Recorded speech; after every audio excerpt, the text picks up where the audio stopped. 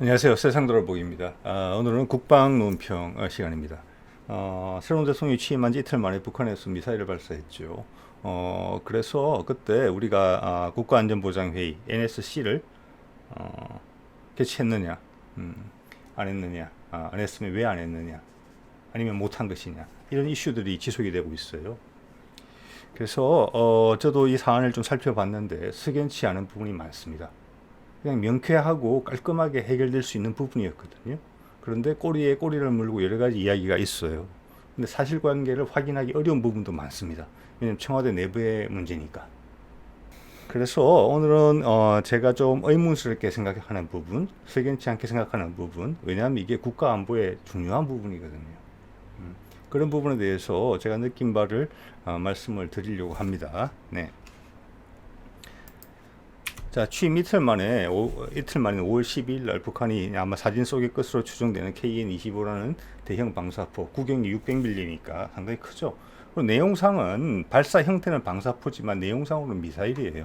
유도도 가능하고 회피 기동도 가능할 것으로 보여요.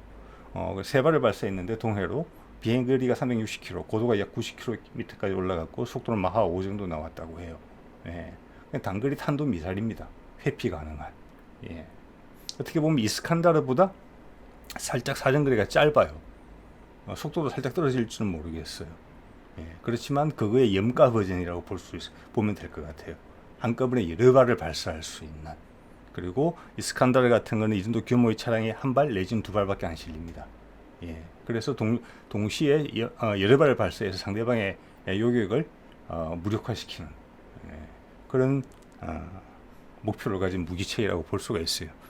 자, 이게 이제 나무위키에 나온 미사일이고 사진이고 미국 전문가들에 따르면 핵탄두 장착이 가능한 탄도탄으로 분류된다. 당연하다고 봅니다.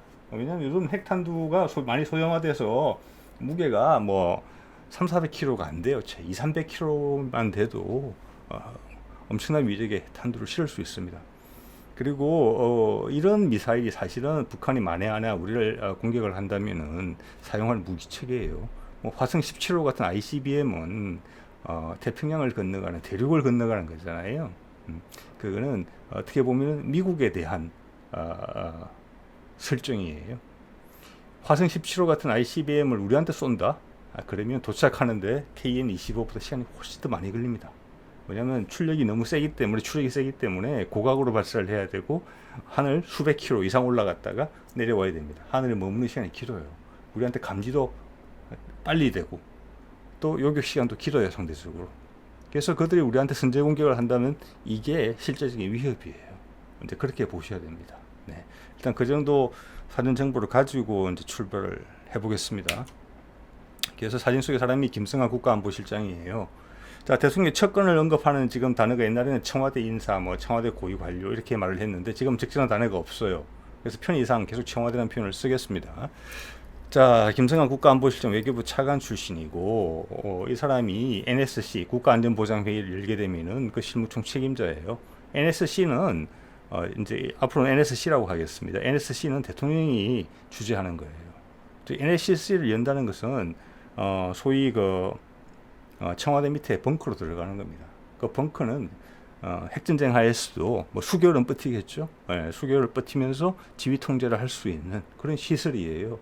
그래서 대통령과 핵심 참모들이 다 들어가는 곳이에요. 여기서 핵심 참모라는 것은 외교장관, 통일장관, 웬만한 장관이 다 들어가는 그런 곳이죠. 예. 그래서 NSC를 열었다는 것은 뭐냐면은 연다는 것은 무슨 의미냐면은 이것이 확전될 수도 있다. 만에 하나. 즉 북한이 예를 들어서 ICBM을 쐈다 사정거리 상당히 긴 걸. 그러면 미국 대통령이 백악관 지하 벙커로 들어가기도 하죠. 같은 겁니다. 예.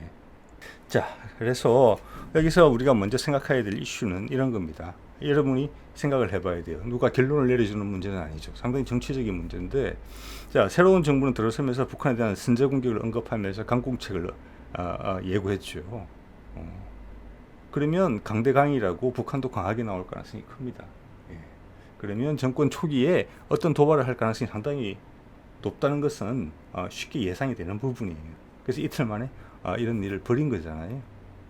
그러면 신정부의 사람들은 이런 상황에 대해서 예의주시하고 있고 긴장도가 높았을 거라고 예상을 합니다. 저는. 자, 그런 상황에서 북한이 남한을 타격할 수 있는 핵탄두를 장착할 수 있는 무기를 시험 발사를 했다. 3발을. 그러면 여러분, 이거는 NSC를 열어야 될 상황인 것 같습니까? 그렇지 않습니까? 새로운 정부고 그 정부의 성향을 봤을 때 NSC를 열어야 되는 상황이라고 저는 봅니다. 예. 만에 하나 NSC가 여의치 않았더라면은 대통령이 아니라 안보실장이 주재하는 NSC 상임위원회라도 열렸어야지 적절한 거예요. 그게 이전 정부에서 해오던 방식이었었어요. 그런데 이번에는 NSC 상임위원회까지도 열리지 못하고 그냥 안보실 점검회의로 끝났어요. NSC 상임위원회라고 하면은 대통령만 빠지고 나머지 구성원들은 다 들어가는 회의예요. 거기를 안보실장이 주관하는 거예요. 그래서 새로운 정부가 들어서면서 정책적인 비난을 주겠다. 북한의 조그만 위협에 쉽게 화닥거리는 모습을 보여주기 싫다. 이런 입장이 있었더라도 처음 맞는 경우고 긴장이 고조될 것으로 예상되는 상황이었기 때문에 NSC 상임위원회도 열어야 된다라는 의견이 있는 것이고 저는 그 의견이 맞다고 봅니다. 여러분들의 판단이 있을 거예요. 이 판단이 지금 상당히 중요합니다. 예. 자, 이 상황에서 이 김성한 국가안보실장이 윤 대통령에게 NSC까지는 필요가 없다고 보고를 했다고 하는 것이죠. 그래서 안 열었는데 상임위원회도 아니고 바로 안보실 점검회의로 끝났다는 것이죠. 네. 자, 이때가 언제입니까? 출근 이틀째죠. 그래서 출퇴근 논란이 있던 시기예요. 그리고 대통령에게 보고를 했다. 자, 이거는 사안이 아니라고 보고를 했다 하더라도 결국에는 대통령이 판단을 한 겁니다. 그 말에 동의를 한 것도 판단이고 그 제안을 번복해버릴 수도 있어요. 대통령이니까요. 그래서 이거는 윤 대통령의 결정이라는 거예요. 상임위원회도 필요 없고 바로 간단한 점검회로 끝나야 된다. 분위기에 맞지 않는 것이죠. 맥락에. 자, 그래서 이거는 최근에 국회에 나와서 이런 이야기를 했어요. 좀 전에 그 안보실장이 윤석열 대통령 그 당시 집무실에 있었다. 자, 이거는 믿어줄 수도 있고 안 믿어줄 수도 있어요. 근데 이게 의혹이에요. 반반. 예. 자, 그리고 동 사안에 대해 대통령이 직접 내려와 지침을 줘야 할 사안이 아닌 것으로 판단된다. 이거는 보고를 한 사람의 입장이 아니에요. 즉, 이 말을 문자 그대로 받아들이면 내가 그렇게 판단하기 때문에 대통령이 수긍을 해줬다라는 이야기거든요. 예. 그러면 대통령의 결정이라는 뜻이에요. 대통령이 간단한 안보실 점검회의로 대체해도 된다라고 지시를 했다는 이야기밖에 안 되는 거예요. 예. 자, 그 점에 대해서는 아까 여러분의 판단, 우리 같이 생각해보자 한 부분이 있었죠. 저는 아니라고 봅니다. 불가피한 상황이 있었다면은 이전에 어떻게 해왔는가 상임위원회라도 열어야 된다. 이 사람들이 뒤에 후속 조치를 내린 걸 보면은 그게 마땅한 것 같아요. 그러니까 대통령한테 보고가 안 됐다, 연락이. 그래서 안보실장 차원에서 결정을 하다 보니까 안보실 점검회의로 끝났다, 이런 의혹이 불러 일으켜지는 것입니다.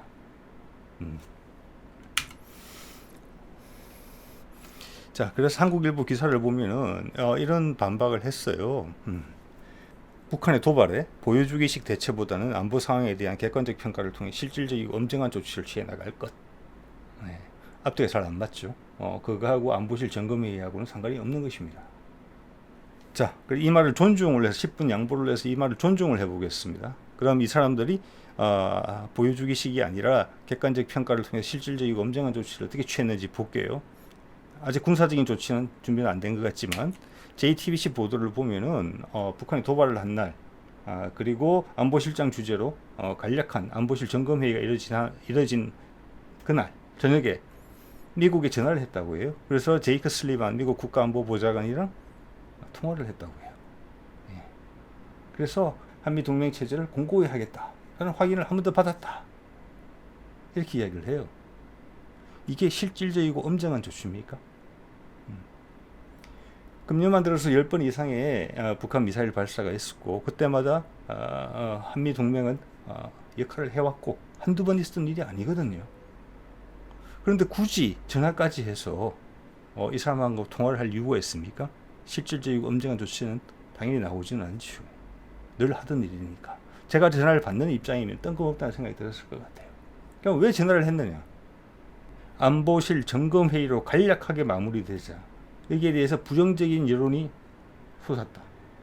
자기 본인들의 강력한 지지자층에서 또 의아해하는 분위기가 있다. 자, 이걸 덮기 위해서 안보의 신인 미국을 들먹인 것이다. 이렇게밖에는 해석이 안 되는 부분이에요. 그렇기 때문에 제가 석연치 않다라고 이야기를 하는 겁니다. 미국 얘기 등장할 이유가 없는 거예요. 네. 자, 그리고 문제는 조금 더 복잡한 것 같아요. 조금 확대를 해보면 지난 3월 25일 당선인이신 분일 때 용산으로 이사를 간다는 이야기가 그때 나왔죠. 예. 그때 집무실을 갑자기 이전을 하게 되면은 현재 그 NSC를 여는 지하 벙커가 청와대에 있는데 국방부 지하 벙커를 개보수하는 데 시간이 걸린다. 그래서 공백 기간이 발생한다. 어디에서도 전시 지휘를 할 수 없는 그런 기간이 불가피하게 발생을 한다. 그러니 집무실은 국방부를 쓰더라도 청와대 준비될 때까지 청와대 지하 벙커를 써라. 이런 제안을 전 정부에서 하게 됩니다. 그랬더니 그걸 거부합니다. 당선인이. 그러면서 내놓은 핑계가 차량에 살 수도 있다. 정 필요하다면. 이런 언급을 해요. 자, 이것이 청와대 위기관리센터 지하 벙커의 모습인데 언론에 노출된 게 있어서 제가 가져와 봤습니다. 자, 국방부 지하 벙커는 국방부 장관이 쓰는 곳이겠죠. 그것과 청와대의 시설과 역량은 큰 차이가 있을 겁니다. 예, 그래서 그 국방부 지하의 시설은 현재 개보수 중이겠죠. 그리고 미사일을 쏜 게 취임한 지 이틀밖에 안 됐기 때문에 앞뒤 여러 가지 맥락을 봤을 때는 그거는 제대로 작동이 되려면 기존의 청와대 지하벙커처럼 작동이 되려면 시간이 좀 필요한 것입니다. 그래서 업무 공백, 안보 공백이 우려된다. 그 사이에 무슨 큰일이 발생하면 대통령의 안전이 보장받는 상황에서 정군을 지휘할 수 있는 장소가 없다.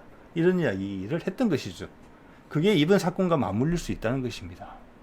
이게 어떻게 보면 상당히 중요한 사안이고 이것이 노출되지 않기 위해서 여러 말들의 잔치가 지속되고 있는지 몰라요. 왜냐하면 이거는 선거의 중요한 부분이고 국민 여론이 안 좋게 형성되는 큰 사안이거든요. 거기다가 안보 문제까지 이런 결부가 됐다. 이러면 사안이 더 확대될 수 있기 때문에 이 부분이 노출되는 것을 최소화하기 위해서 여러 말들이 오고 간다. 이렇게 볼 수 있는 부분이 있다고 저는 봅니다.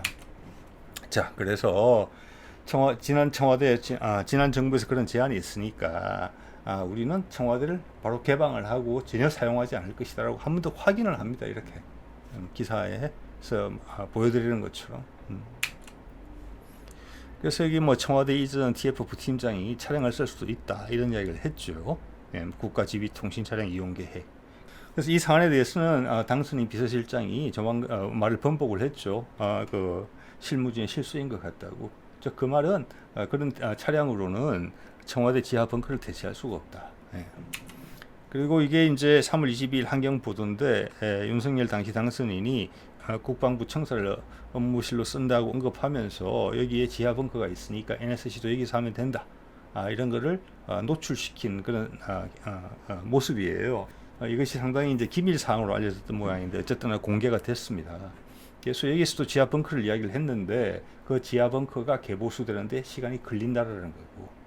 자, 그래서 그때까지는 청와대에서 업무를 보지 않더라도 청와대 벙커만은 남겨두고 활용할 해라. 그 개보수가 끝나는 기간까지 이런 이야기를 했다는 것이죠. 그런데 지금 이번에 그런 일이 발생한 거죠. 그래서 제가 그런 생각을 하는 겁니다. NSC를 열려고 하면 그게 절차가 있을 겁니다. 와야 되는 사람, 어디서 모여야 된다는 그런 사안들이 다 있을 거예요. 반드시 따라야 되는 부분이겠죠. 국가를 재난에서 구하고자 그 사람들의 목숨은 반드시 지켜져야 되는 것이니까요. 그래서 이번에 NSC를 열려고 했더라도 그 요건에 부합이 되지 않았을 수도 있어요. 자, 그 정도 말씀을 드리고, 자, 오늘 말씀드린 내용을 한번 정리를 해보면 첫 번째 언급드리고 싶은 부분이 북한에 대한 어떤 강경한 입장을 가진 정부가 출범을 해서 이틀 만에 북한이 남한을 타격할 수 있는 무기 체계를 가동을 시켰는데 거기에 대해서 NSC도 아니고 NSC 상임위원회도 아니고 안보실 차원의 점검회의로 끝났다. 즉 다른 부처 장관들은 오지 않았다는 것이죠. 대통령 비서관들이 며칠 모여서 회의했다는 것이죠. 자, 그렇게 된 이유가 이게 원래는 북한에서 발사를 하게 되면 합참에서 의견을 모아서 국방부 장관을 통해서 바로 직보를 하거나 안보실장을 통해서 대통령한테 보고가 되게 돼 있어요. 지금 나온 내용을 봐서는 이종석 국방장관은 바로 보고할 사안이 아니라고 봤기 때문에 안보실장한테만 이야기를 했다. 안보실장한테 책임을 떠넘긴 상황이에요. 그래서 안보실장이 판단을 했다는 거죠. 그렇게 할 사안이 아니다라고. 그래서 여러분한테 아까 여쭌 것입니다. 이 정권의 성향과 바뀐 지 이틀 만에 북한이 메시지를 던졌는데 거기에 대해서 우리는 가벼운 안보 점검 회의로 끝났다는 것이 그들의 공약과 맞는 것이며 공약을 떠나서 국가 전체의 안보 관리 차원에서 맞는 것이냐. 국가안전보장회의 상임위원회라도 열었어야 되는 거 아니냐. 자, 그리고 실장이 그렇게 판단을 했다면 일단 역량 부족이라는 부분이 있을 걸로 보이고, 두 번째는 그런 것을 결국 최종적으로 그 회의를 하라고 그렇게 처리하라고 결정한 사람은 대통령이에요. 여기 대통령한테 보고를 했다고 언급이 돼 있거든요.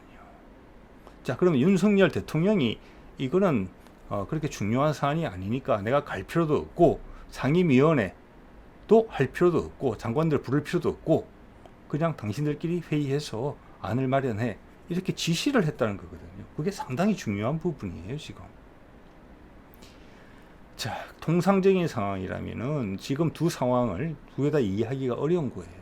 안보실장의 안목도 이해하기가 어렵고 대통령의 안목도 이해하기가 어려운 거예요. 그들의 말을 10분 다 받아들인다면. 그렇기 때문에 이런 의혹이 나오는 겁니다. 어떤 의혹이냐? 안보실장이 대통령을 찾았지만 대통령과 연락이 안 됐다.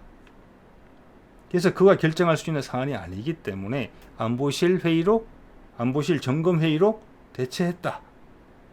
그 다음 여론이 안 좋아지니까 미국에 전화를 했다. 한미동맹은 굳건하니 여러분 걱정하지 마시라. 이렇게 마무리를 지었다. 이런 의혹이 제기될 수 있는 거예요. 그게 더 설득력이 있어요. 지금으로 봐서는 안보실장과 대통령이 둘 다 이거는 NSC나 NSC 상임위원회 사안이 아니다 라고 동의하고 결론 낸 것밖에 안 되거든요. 거기에 동의할 수 있는 국민의 숫자는 많지 않다고 봅니다, 저는. 예. 여기서 또 하나 언급을 드릴 수 있는 것은 충분히 예상될 수 있는 사안이었단 말이에요, 이번에. 예. 그런데 국방부에 있는 지하 벙커는 아직 준비가 안 됐다. 예. 국가안전보장회의 NSC를 개최할 수 있는 역량이 구축이 안 됐다. 그래서 이번에 하려고 하더라도 NSC를 개최를 못했을 수가 있다. 장소를 못 찾았을 수가 있다. 또는 새로운 장소가 준비 중이기 때문에 NSC를 개최할 상황이 되면 어떻게 하자라는 새로운 지침이 나오지 못했다. 북한에 대한 강경 기조를 밝히면서도 겉으로는 내부적으로 준비가 미흡했다. 이런 지적을 받을 수도 있다는 거예요. 그래서 앞서 말씀드린 안보실장의 문제, 윤 대통령의 시각, 그리고 NSC를 개최할 그 벙커의 부재, 현재. 그것들이 서로 다 복합적으로 엮여서 이번같이 이 말이 길어지고 있는 게 아닌가. 그냥 언론 보도 몇 번으로 깔끔하게 대체할 수 있는 부분이거든요. 그런데 이게 말이 길어지고 있는 것이죠. 그래서 석연치 않다는 것입니다. 의혹이 꼬리를 무는 것이죠. 왜 이렇게 했는가? 심지어 대통령한테 연락이 됐는가? 이게 왜냐하면 이게 실제 대통령의 판단인가? 그런 말을, 그런 공약을 내걸었던 대통령의 판단인가? 이런 부분에 의구심이 생기는 거니까요. 마침 출퇴근 문제로 말이 나오던 그날이에요. 자, 오늘은 취임 이틀째 북한이 이 미사일을 발사했고 거기에서 대응해서 우리가 NSC를 개최하지 못한 데 대한 여러 가지 이야기들, 그 이야기들을 짚어보고 제 생각을 좀 덧붙여봤습니다. 예, 오늘은 여기까지 하겠습니다. 네.